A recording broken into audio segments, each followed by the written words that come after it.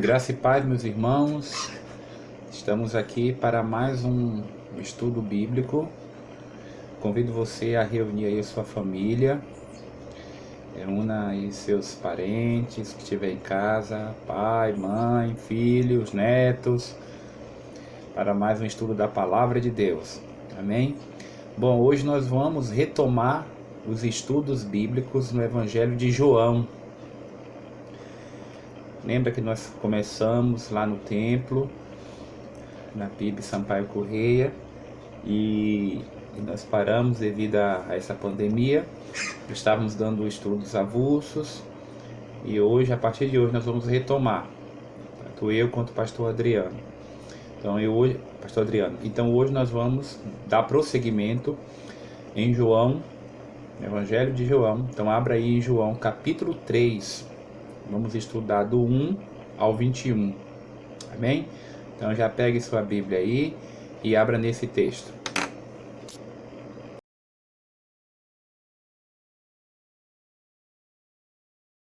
Bom, João capítulo 3, do 1 ao 21. Nós estamos estudando o Evangelho de João. E o Evangelho de João, ele é conhecido como o Evangelho do Filho de Deus, porque ele apresenta Jesus Cristo como o Filho de Deus. Então ele tem uma ênfase muito grande em provar para os leitores da época, né, na época em que ele foi escrito, lá pelos anos 90, primeiro século, como também para os dias de hoje, para nós que lermos, provar que Jesus Cristo é de fato o Filho de Deus. Ele não é um deusinho, como dizem as testemunhas de Jeová, não é um pequeno Deus, ele é o Filho de Deus. Jesus Cristo é o Filho de Deus. Nós vimos isso desde o primeiro capítulo, quando até o João Batista, é citado o nome de João Batista ali, e é dito que ele não era a luz, mas a luz era Jesus. Vimos também no capítulo 1 ainda, sobre o testemunho do próprio João Batista. Quem és tu? Ele diz, não, és tu o Cristo? Ele diz, não, eu não sou. Depois vimos a chamada dos primeiros discípulos, o primeiro milagre em Caná da Galileia, os mercadores expulsos do templo, e ali Jesus mostra a sua divindade também, a sua autoridade. E no capítulo de João, nós vamos ver João 3, do 1 ao 21, que trata do episódio ali da narrativa do encontro de Jesus com Nicodemos. É um texto conhecido de todos, e nós vamos dar para esse estudo um título ou um tema do encontro, os encontros de Jesus, os encontros de Jesus. Então vamos falar aqui de 3 tipos de encontro: o encontro do pecador com o Salvador, o encontro do Salvador com o pecador e o encontro do pecador com o Supremo Juiz. Alguém deu essa divisão, eu achei interessante a palavra-chave encontros, porque na verdade isso aqui é um encontro mesmo que houve. Então vamos ver então, já abrindo para o texto, algumas lições dessa perícope, deste pedaço do capítulo. Nós vamos ver até do 1 ao 21. Prontos aí? Então João capítulo 3. Então vamos ver primeiramente o encontro do pecador com o Salvador. O encontro do pecador com o Salvador. Então do 1 aos 12 diz o seguinte: havia entre os fariseus um homem chamado Nicodemos, príncipe dos judeus. Então aí nós encontramos a informação que Nicodemos, ele era um homem importante na sinagoga, um sinédrio, que eram os líderes religiosos judeus na época. Então Nicodemos estava ali. E ele era um fariseu, um defensor da lei, e um dos principais.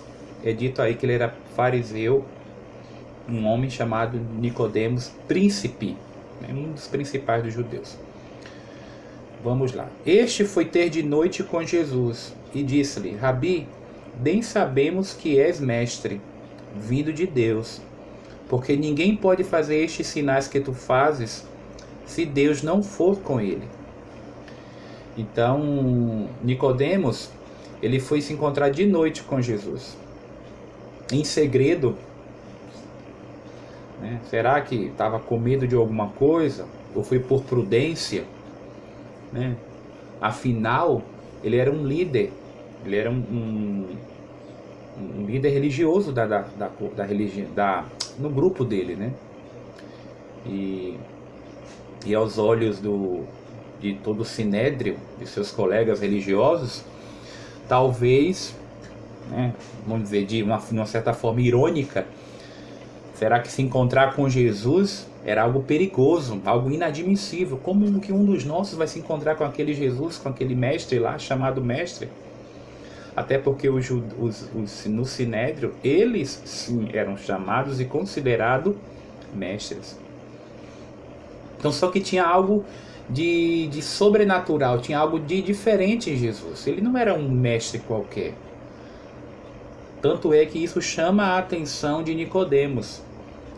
Rabi, bem sabemos que és mestre, vindo de Deus. Ele notava que Jesus era um mestre, um rabi, vindo de Deus. Tinha algo de especial em Jesus.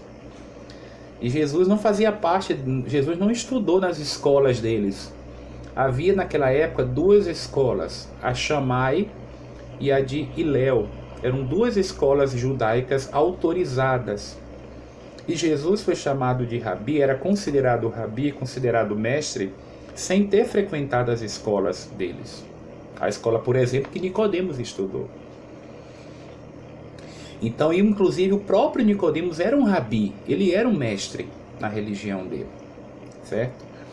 Então, Nicodemos já começa com essas palavras aí, se dirige a Jesus, o chama de mestre, né? E ele reconhecia que ninguém podia fazer sinais, milagres que Jesus estava fazendo, e ele sabia disso, do ocorrido, se não fosse por alguém que viesse de Deus. Então, mestre, Rabi, sabemos que és mestre. Então, o senhor é um mestre, o senhor tem habilidade, tem alta posição, né, para ensinar. Muito bem, versículo 3, Jesus respondeu e disse-lhe: na verdade, eu te digo que aquele que não nascer de novo não pode ver o reino de Deus. Interessante que aqui Jesus já entra no assunto altamente espiritual naquela conversa. Nicodemos falou sobre o fato de Jesus ser o mestre, né, que é vindo de Deus, ninguém pode fazer sinais disso, mas Jesus já entra direto. Olha, na verdade, eu te digo que quem não nascer de novo não pode ver o reino de Deus. Então, Jesus começa a falar de um assunto, de um assunto um pouquinho mais profundo que Nicodemos não compreendia muito. Por que a gente pode falar isso? Pelo transcorrer do estudo, pelo transcorrer do texto. O pecador que vai ao encontro do Salvador deve se preparar para receber a última palavra com respeito ao exercício da fé. Então, aqui Nicodemos, como um pecador, foi até Jesus. Por isso que essa primeira parte é o encontro do pecador com o Salvador. Então, quem for até Jesus, Nicodemos foi até Jesus, e prepare-se. Ele devia estar preparado para receber de Deus, da parte de Deus, através de Jesus ali, uma palavra de fé. Somente Deus pode dizer ao pecador o que ele precisa. Somente Deus. Eu não posso dizer o que é que você precisa, mas Deus pode falar isso para você, para qualquer pecador. Então, por isso que Jesus diz: na verdade, eu te digo, quem não nascer de novo não pode ver o reino de Deus. Em outras palavras, você vem com essa conversa, Nicodemos, porque eu sou de Deus, eu não posso, e eu posso fazer sinais e tal. E ele fala: na verdade, você só pode ver as coisas espirituais se você for nascido no reino de Deus, né? Em outras palavras, seria isso.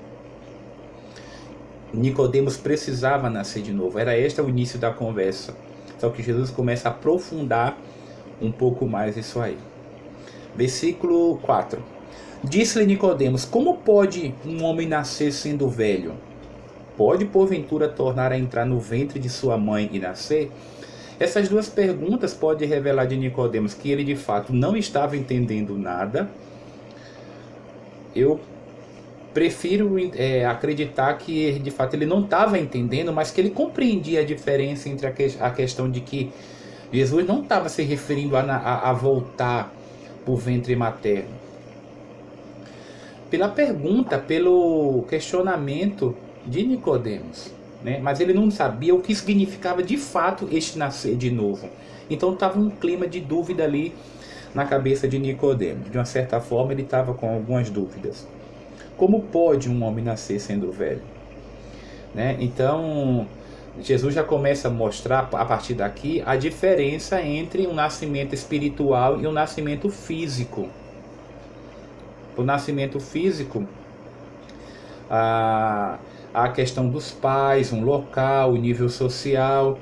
Agora a mudança espiritual do homem pecador só acontece quando Cristo salva esta pessoa, quando o pecador convida Jesus, né, a morar na sua vida, quando ele escolhe Jesus como seu Salvador, né? Então essa é uma das verdades deste texto também.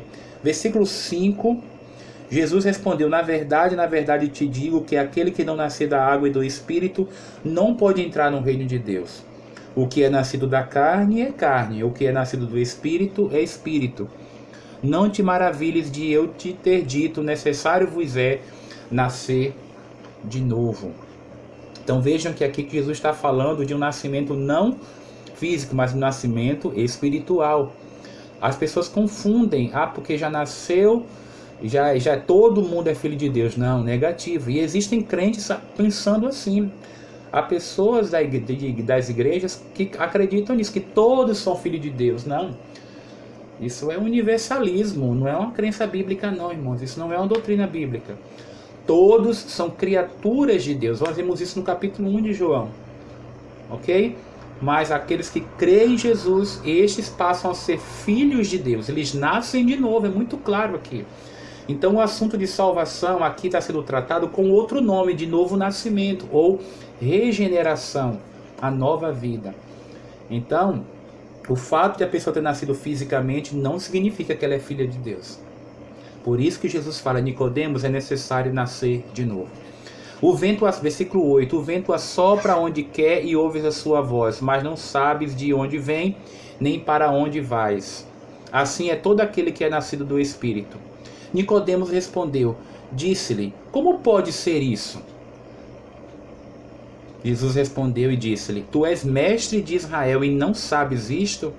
Na verdade, eu te digo que nós dizemos o que sabemos e testificamos o que vimos, e não aceitais o nosso testemunho. Se vos falei de coisas terrestres, não crestes, como crereis se vos falar das celestiais?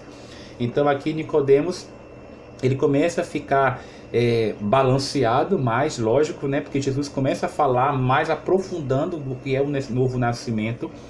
E ele fala que o vento sopra onde quer. Se a pessoa abre a porta, o vento entra e causa o seu efeito necessário. Então, semelhante ao homem, se ele abre o seu coração, abre a sua vida para aceitar o Salvador, este vento, que é a palavra para espírito, e como também para vento, se referindo ao Espírito Santo, ele entra no homem e faz a mudança, transforma a sua vida, salva a sua vida. Assim é a vida guiada por Deus, pelo Espírito de Deus. Então este foi o encontro do pecador com o Salvador. Agora vamos ver quando o Salvador começa a ir de encontro no mesmo momento para com o pecador. Versículos 13, agora do 13 ao 17. Ora, ninguém subiu ao céu, senão o que desceu do céu, o Filho do Homem que está no céu. Então o maior presente de Deus para o homem foi dar o seu próprio Filho, Jesus. Né? Então não tem alguém além de Jesus, senão Jesus, que tenha vindo do céu, desceu do céu e está no céu agora, que veio cumprir a sua missão para salvar o homem. E aqui Jesus ele faz uma referência a um episódio do Velho Testamento, lá de Números 21, quando a serpente foi levantada no deserto. Alguns costumam ficar em dúvida, como é que pode Jesus comparar a serpente com Cristo aqui? Não, mas Jesus não está comparando a serpente. mas ao fato da serpente ter sido levantada no madeiro, e todos que tinham sido picados pelas serpentes, lá em Números 21, seriam restaurados, seriam curados daquela praga que foi colocada ali. E nós sabemos que muito bem, nós fomos mordidos, fomos picados por uma praga, a praga do pecado. E como que nós temos vida novamente, Jesus está falando ali, se nós voltarmos o nosso olhar para a cruz, para Jesus. Sim, este é que nos dá vida. Então Jesus está explicando mais profundamente para Nicodemos ali aquelas palavras.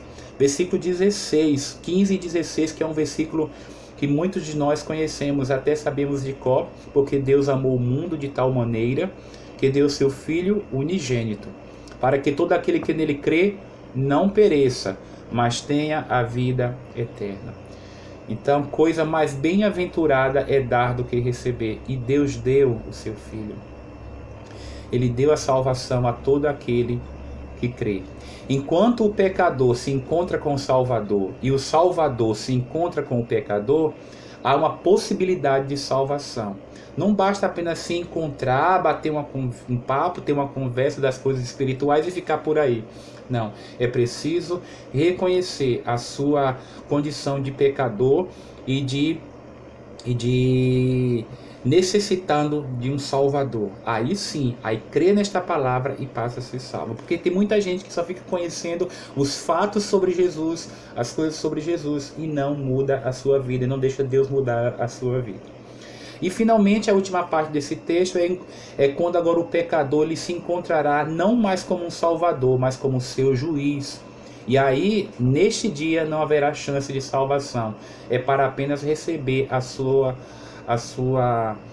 a decisão quanto ao seu destino. 18 a 21 diz: quem crê nele não é condenado, mas quem não crê já está condenado, porquanto não crê no nome do unigênito Filho de Deus. E a condenação é esta, que a luz veio ao mundo e os homens amaram mais as trevas do que a luz, porque as suas obras eram más. Porque todo aquele que faz o mal odeia a luz e não vem para a luz, para que as suas obras não sejam reprovadas. Mas quem pratica a verdade vem para a luz, a fim de que as suas obras sejam manifestas, porque são feitas em Deus. Então haverá um dia em que os homens, o pecador, vai se encontrar não com o Salvador. Com o Salvador é neste momento, é agora, onde há possibilidade de salvação se crê. Mas haverá um dia em que ele se encontrará com Jesus como juiz, e aí para receber a palavra de condenação. Então por isso é que aqui já fala antecipadamente, quem crê nele não é condenado, mas quem não crê já está condenado. Então se o homem morrer hoje sem ter conhecido a Deus como seu Salvador, Jesus Cristo como seu Salvador, ele já tem sobre ele a sua condenação. Para livrar da condenação é preciso que ele creia no Filho de Deus, que é Jesus. E assim João, o evangelista, continua a sua missão de apresentar Jesus como o Filho de Deus. Neste texto vimos 3 encontros: o encontro do pecador com o Salvador, do Salvador com o pecador, e um dia também o homem enfrentará Jesus Cristo como juiz. E aqueles que creram nele já estão livres desta condenação. Amém? Que Deus te abençoe. Continue conosco no próximo estudo, na quarta-feira que vem, continuando o estudo no Evangelho de João.